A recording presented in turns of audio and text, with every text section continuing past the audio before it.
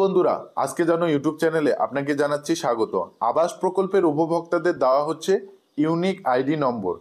Unique ID নম্বর থাকলেই মিলবে আবাস প্রকল্পের টাকা, নতুবা নয়। হ্যাঁ বন্ধুরা, ঠিকই শুনছেন।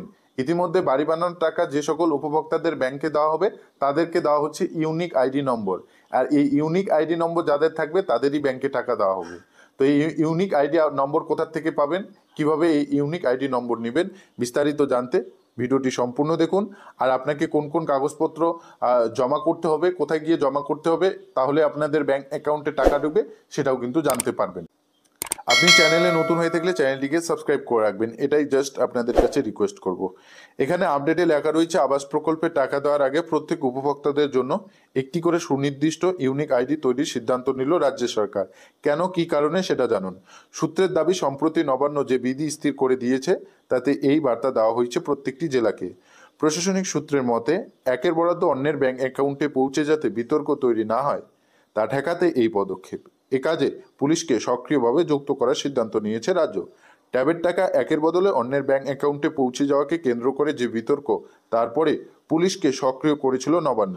প্রশাসনিক পর্যবেক্ষকদের অনেকের মতে সেই ঘটনার পরে আবাসের ক্ষেত্রে আগাম এমন পদক্ষেপ করা হয়েছে। প্রসঙ্গত, চলতি মাসের 15 থেকে 30 ডিসেম্বরের মধ্যে আবাস প্রকল্পের টাকা ছাড়ার কথা ঘোষণা করেছেন মুখ্যমন্ত্রী মমতা বন্দ্যোপাধ্যায়।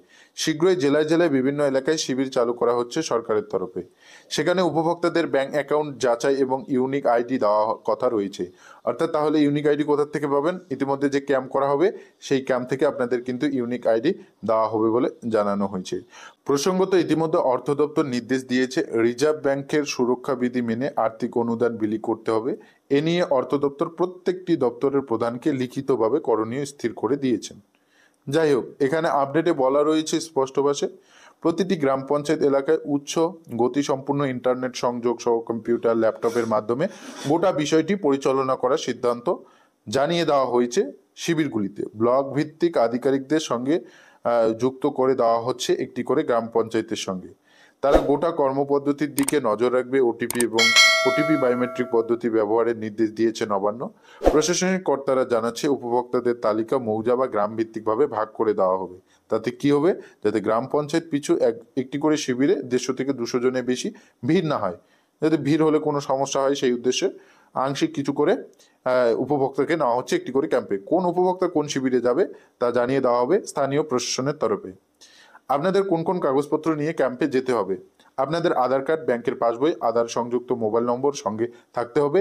ব্যাংক অ্যাকাউন্ট প্রমাণ দিয়ে সংশ্লিষ্ট বৈধ মোবাইল নম্বর, ওটিপি মিলিয়ে তবে বাকি কাজ হবে। গোটা প্রক্রিয়ার উপর বিডিওরা যেমন নজর রাখবেন, পুলিশের উপরেও অবঞ্চিত ঘটনা ঠেকাতে বাড়তি দায়িত্ব দেওয়া হয়েছে। এক কর্তার কথায়, এই প্রক্রিয়ার সময় একজন উপভোক্তা একটি করে ইউনিক আইডি পাবেন। তার ভিত্তিতেই টাকা ছাড়া হবে। এখানে স্পষ্ট দেখতে পাচ্ছেন, একজন উপভোক্তা সেই ক্যাম্প থেকেই কিন্তু ইউনিক আইডি পাবেন। তার ভিত্তিতেই টাকা ছাড়া হবে। পরবর্তীতে সেই ইউনিক আইডি ধরে যাচাই পরিকল্পনা রয়েছে সরকারের, অর্থাৎ কারা টাকা পেলো কারা টাকা পেলো না সেটা পরবর্তীতে যাচাই করতে পারবে সরকার। সেই উদ্দেশ্যে ইতিমধ্যে ইউনিক আইডি নম্বর দেওয়া হচ্ছে। আধার সংযুক্ত মোবাইল নম্বর নেই তাদের ক্ষেত্রে বায়োমেট্রিক ব্যবহার করা হবে। প্রসঙ্গত, আবাস তালিকা যাচাইয়ের সময় এলাকায় এলাকায় সেই পদ্ধতি নিয়ে সরব হয়েছিল উপভোক্তাদের একাংশ।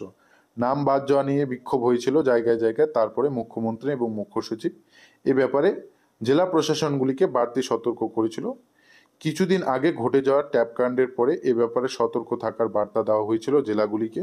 প্রশাসনের সর্বোচ্চ মহল থেকে সে ব্যাপারে নজর রাখা হবে। সূত্রের দাবি, গোটা প্রক্রিয়া রাজ্য পুলিশ শীর্ষ মহলের নজর থাকবে পৃথকভাবে। এখানে আপডেটে বলা রয়েছে, প্রশাসন সূত্রে জানাচ্ছে, আবাসের তালিকায় প্রায় 11 লক্ষ উপভোক্তার নাম ছিল 2022 সাল থেকে। তারপরে প্রাকৃতিক বিপর্যয়ে ক্ষতিগ্রস্ত আরও 1 লক্ষ মানুষের বাড়ি তৈরির টাকা দেওয়া হবে বলে ঘোষণা করেছিলেন মুখ্যমন্ত্রী।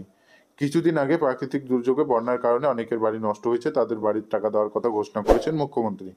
আবাস প্রকল্পে 2টি কিস্তিতে 60,000 টাকা করে, মোট 1,20,000 টাকা করে পাবেন উপভোক্তারা। ফলে 12 লক্ষ উপভোক্তাকে প্রাথমিক দফায় দেওয়া হবে প্রায় 7,200 কোটি টাকা, 8,000 টাকা করে একটি করে কিস্তির টাকার হিসাবে।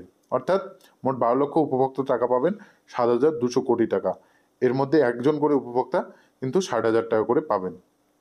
বলা রয়েছে, বিশ্লেষকদের একাংশের মতে আবাসের বরাদ্দ নিয়ে কেন্দ্র রাজ্যের চাপানোতর এখনো ব্যাহত, আর উপভোক্তাদের চাহিদাও রয়েছে তুঙ্গে। সম্ভবত এই কারণে বাড়তি সতর্ক নেওয়ার বার্তা দেওয়া হয়েছে বলে খবর।